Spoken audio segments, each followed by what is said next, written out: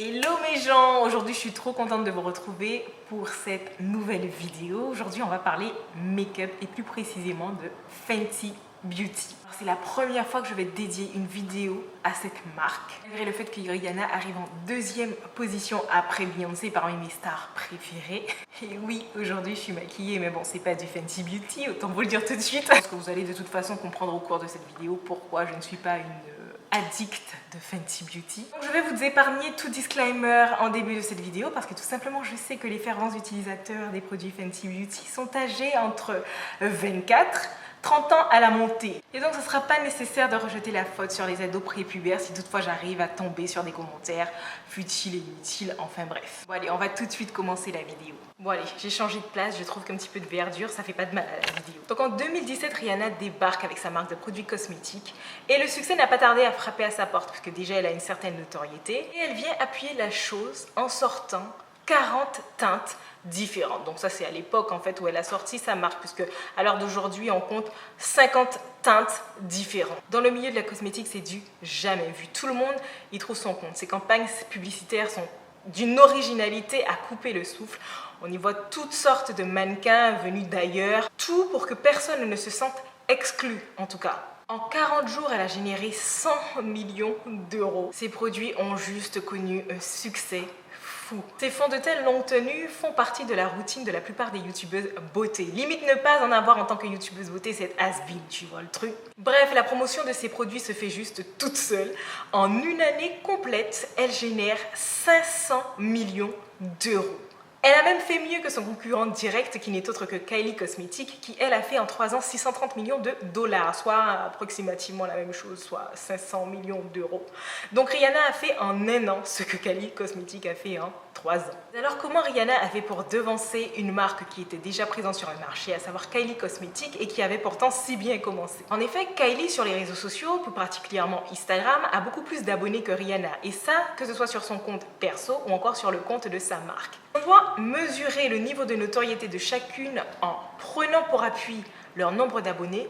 Clairement, c'est Kylie Jenner qui gagne. D'autant plus que Kylie Cosmetics est née au sein d'une famille qui ont carrément popularisé certaines méthodes de maquillage qui ont séduit la plupart des personnes qui se maquillent, comme le contouring par exemple, popularisé par Kim Kardashian.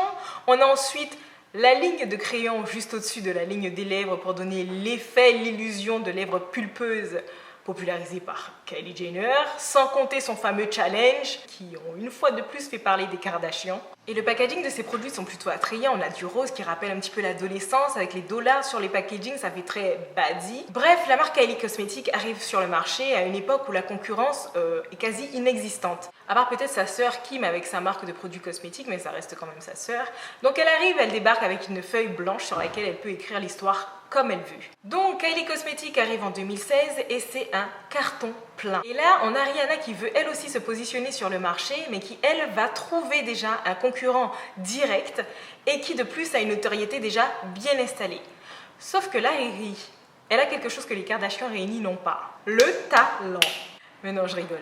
En fait, elle a plus d'une corde à son arc. Elle arrive, elle avec son bagage derrière elle, elle est chanteuse, icône de mode.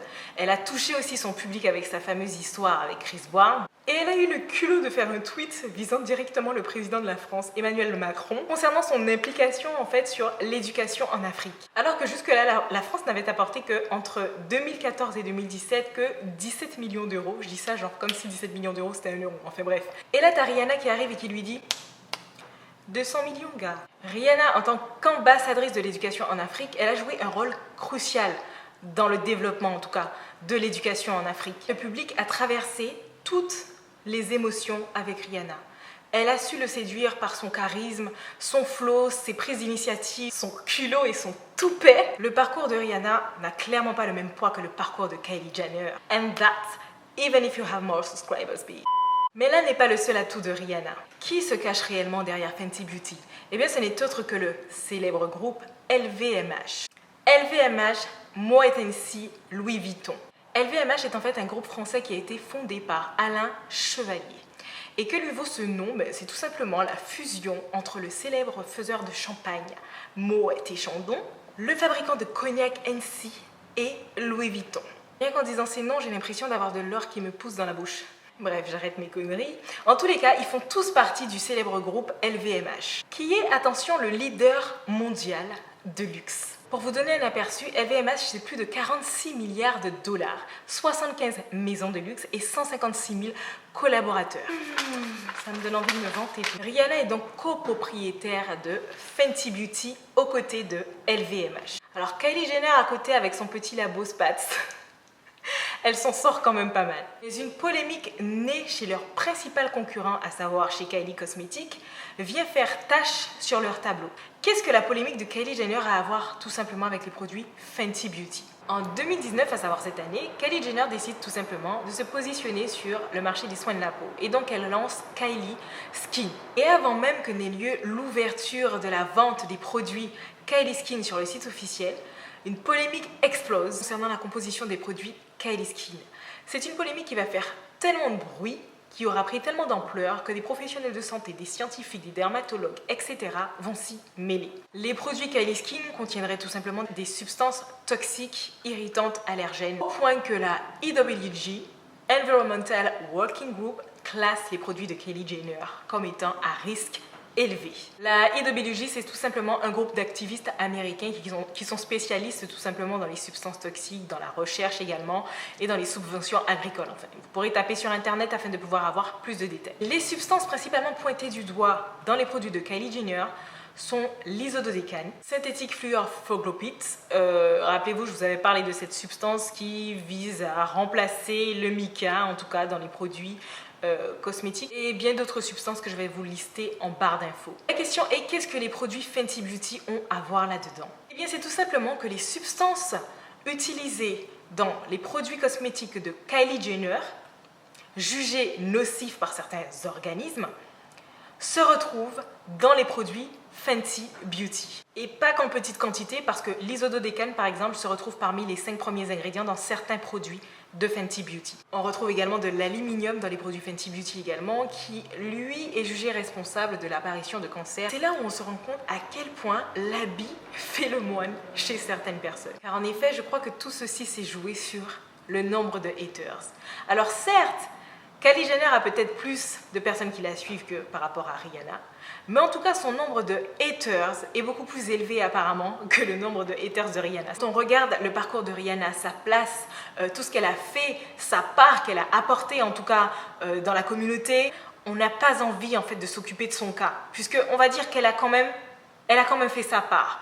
Contrairement à Kylie Jenner, à qui on reproche justement d'être là pour être là. Kylie Jenner, elle qui est à 100% propriétaire de sa marque, qui veut dire qu'elle n'a pas spécialement de collaborateurs ou autre, elle collabore directement avec le laboratoire, elle a plus cette affinité et cette vision sur la composition des produits. En tout cas, est-ce qu'elle aussi elle est au courant ou pas? Tout ce que l'on sait, c'est que l'une comme l'autre utilisent les mêmes substances pour fabriquer leurs produits cosmétiques. Sauf que l'une se fait plus taper dessus que l'autre. En effet, quand vous faites des recherches sur les produits de Kylie Cosmetics, vous pourrez tomber sur beaucoup d'articles qui justement critiquent ce côté ou qui encore mettent l'accent sur la composition dangereuse de ces produits, alors que pour Rihanna, il n'y a aucun article trash à propos de ces produits cosmétiques. Et même les personnes qui ont eu des réactions après avoir utilisé les produits Fenty Beauty ont passé sous silence les réactions en question. Et celles qui ont tenté de le dire se sont vues lyncher. Rihanna étant considérée comme quelqu'un pratiquement d'intouchable, donc personne n'ose en tout cas parler ou dire que ces produits ont été responsables d'un quelconque effet indésirable sur leur corps, parce que c'est porter atteinte à Rihanna. Mais au final, on voit bien qu'il y a LVMH aussi derrière l'histoire. Il n'y a pas que Rihanna, donc il y a Rihanna et LVMH derrière Fenty Beauty. On voit l'amour que le public de Rihanna lui porte, au point que celui-ci passe sous silence ce que l'on reproche à Kylie Jenner. Ça revient tout simplement à se demander, est-ce que quand on fait du bien, est-ce que ça nous autorise pour autant à faire du mal? C'est une question que je vais vous laisser répondre dans la barre de commentaires, exprimez-vous. Mais Rihanna est-elle vraiment au courant de la composition de ses produits et des risques que ses consommateurs encourent? Malgré le fait que son rôle dans ce partenariat reste assez flou, on a plus l'impression qu'elle est là en mode égérie de sa propre marque. Est-ce qu'en tant qu'égérie, elle a ce réflexe en tout cas de se soucier de ce qui compose en tout cas ses produits? Puisque très clairement, on se doute bien que c'est surtout LVMH qui s'occupe de cette partie. Bref, Vous me direz en commentaire ce que vous pensez de toute cette histoire. Quelle est votre conclusion? Je n'en fais pas spécifiquement pour vous laisser la liberté en tout cas d'en faire dans les commentaires. Pour ma part, je vous dis à très bientôt pour une prochaine vidéo.